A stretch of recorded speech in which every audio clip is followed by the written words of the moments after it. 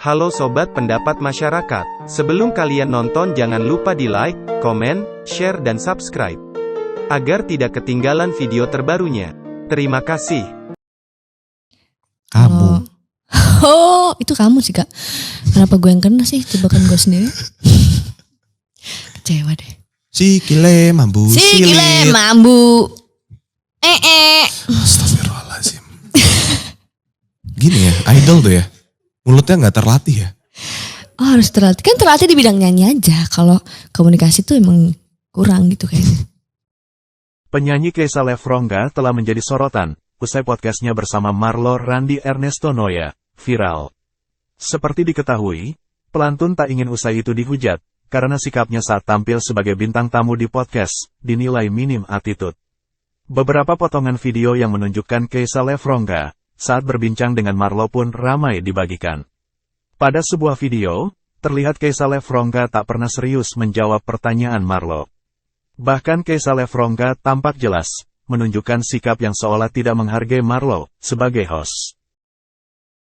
Nama Keisa Lefronga pun tengah menjadi perbincangan di dunia maya baru-baru ini. Lantaran dinilai tidak sopan oleh netizen saat menjalani wawancara dengan Marlo dalam podcast Volix Media. Beberapa potongan video Keisa saat menjawab pertanyaan dari Marlo pun beredar di Twitter.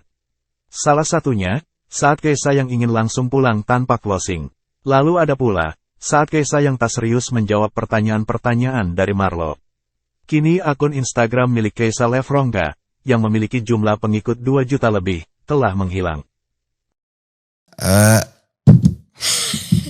Udah kan? Udah. Gue udah boleh pergi duluan gak? Jangan dong, kan belum closing. Katanya.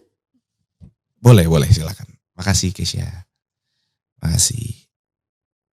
Boleh pergi duluan. Kok gak ditahan sih? Gue cuma pengen ditahan padahal. Mau closing gak? Kamu yang closing? Enggak. Saya Keisha Lefronga. Saya Keisha Lefronga. Jangan lupa. Stay. Lagi rame tentang podcastnya Marlo sama Keisha. Mereka menyayangkan sikapnya Keisha pada saat diajak ngobrol, sama sekali ya bisa dibilang gak punya attitude. Yang aku tarik dari masalah ini adalah di mana ternyata dunia public speaking itu sangat penting banget ilmunya. Zaman dulu orang menganggap kalau dunia public speaking itu hanya diperuntukkan untuk orang-orang yang berprofesi sebagai host, presenter, news anchor, dan bidang public speaking lainnya. Padahal bisa dilihat kan kalau ilmu public speaking itu sangat luas penyebarannya. Hampir 90% kita kerja pasti ketemu klien. Dan klien melihat kita selain memang karena tampilan kita di awal, itu juga tentang public speaking kita. Kita enak nggak buat diajak ngobrol dan meyakinkan klien ini ke kita. Dunia public speaking itu juga tidak mengajarkan just introduce yourself aja. Public speaking itu mengajarkan bagaimana kita mengolah kata-kata untuk menjawab sebuah pertanyaan. Bagaimana kita menanggapi pertanyaan yang memang sebenarnya tidak perlu dijawab atau bahkan kita nggak mau jawab. Dan public speaking ini juga menjadi salah satu faktor utama untuk menggait massa. Kita ambil contoh nih, kita menghampiri 2 toko dengan 2 sales yang berbeda. Toko pertama memiliki sales yang interaktif, public speakingnya bagus, tapi harganya cenderung jauh lebih mahal. Tapi di toko sebelah, salesnya tidak interaktif dan penjelasannya kurang. Tapi harganya jauh lebih murah. Kalau aku pribadi, dan ini survei membuktikan juga, hampir 70% orang pasti memilih sales yang interaktif karena kita jauh lebih percaya dengan omongan yang dia sampaikan kepada kita. Begitupun juga, public speaking mengajarkan kita bagaimana cara menempatkan diri pada saat kita ingin bercanda kepada orang. Tidak 100% semua orang bisa diajak bercanda. Gimana Keisha-nya itu terlihat rude, kasar, jawabannya ngawur, seenaknya aja, nggak kooperatif, pasif-agresif, dan terlihat menyepelekan dan kurang ajar lah. Kayaknya cringe banget dan kayaknya ngilu banget ngelihatnya. Nah, gue di sini bukan mau nyalain salah satu pihak, bukan. Gue cuma mau sharing aja opini gue dan pengamatan gue dengan kejadian seperti ini. Konteksnya adalah, lu seorang bintang tamu, lu seorang public figure nih, terkenal artis. Lu datang ke podcast orang. Biasanya orang datang ke podcast itu untuk mempromosikan sesuatu, movie atau konser, atau ada album baru, atau untuk klarifikasi, atau dia lagi terlibat suatu masalah yang lagi viral. Itu biasanya tujuan orang datang ke podcast. Dengan maksud supaya orang-orang yang mungkin nggak tahu dia itu siapa, menjadi lebih aware. Dan podcastnya Marlo juga diuntungkan dengan ngundang bintang tamu mungkin yang lagi happening atau lagi viral. Nah, yang terjadi dari awal sampai akhir adalah ya mungkin Marlonya agak sedikit ngatain atau menyepelekan karena Keisha-nya dari desa.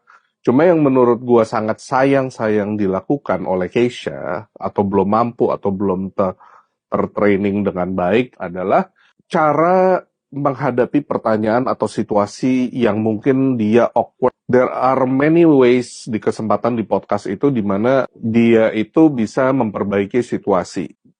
Cara ngejawabnya mungkin bisa dibecandain atau bisa dengan yang ngejawabnya lebih clear atau dengan logika ngejawabnya. Cuma yang terjadi adalah justru Keisha-nya malah ngambek, malah pasif agresif. Dan wajar kenapa artikel-artikel waktu keluar semuanya menyudutkan Keisha karena memang di video itu kalau orang manapun lihat itu kayak sangat kurang ajar gitu. Terlepas dari soal mana benar mana salah, menurut gue yang pelajaran bisa diambil adalah gini. Oke, gue anggap let's say yang mulai ngata-ngatain Marlonya duluan. Let's say anggap lo datang ke podcast itu udah tahu podcastnya kayak gimana. Lo udah tahu kamera itu rolling and recording. Tapi banyak loh interview-interview di luar sana yang hostnya tuh malah memang ngundang bintang tamu emang mau dikejar, memang mau dijatuhkan gitu, atau dipermalukan.